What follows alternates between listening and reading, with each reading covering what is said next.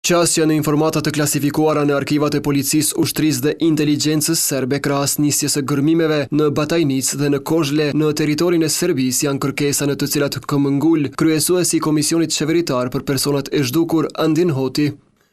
Këto dhe çështje të tjera, Hoti tha se do t'i diskutojë në takimin me përfaqësuesin e posaçëm të Bashkimit Evropian për dialogun Kosovë-Serbi, Peter Sorensen, javën e ardhshme në Prishtinë.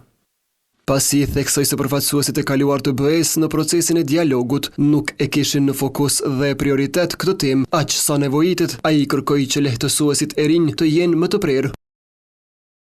Nëse zoti Sorensen apo dhe zona Kallas vërtet do ta kenë me rëndësi, me prioritet dhe do të trajtojë si çështje humane, çështje më shumë zhdukur. Çfarë nuk kupton kjo? Kjo nuk kupton që Serbia nuk mjaftohet më me lëdhatime, që Serbia nuk mjaftohet më me ato presionet e buta, gati heq presionet që janë bërë ndaj saj tash 4 vite gati po bëhen, prej 2003 kur jemi në Bruksel, por Serbia duhet kurzhu.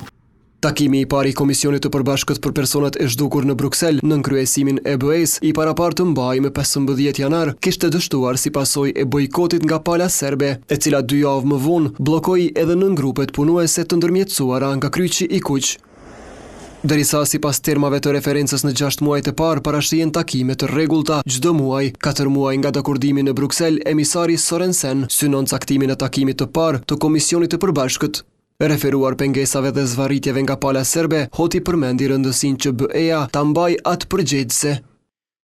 Në kuadrin e Komisionit Përbashkët, ajo ka problem të raportojë 27 shtetet anëtare të Bashkimit Evropian. Kjo prap, sepse po flas kanë janë me familje, kjo prap nuk do të thotë që kemi rezultat, sepse familjet ndërsa me rezultati. Mirë po, kjo do të thotë që ne jemi një hap popra. Sepse 27 shtetet anëtare të Bashkimit Evropian do ta kenë tavolinën e tyre çështjen e personave të zhdukur të Kosovës dhe për mua besoj që është me rëndësi kjo çështje. Edhe zyra e zëvendës kryeministrit për dialog Besnik Bislimi thanë se i kanë kërkuar BE-s të rresë presionin ndaj Serbisë lidhur me këtë temë.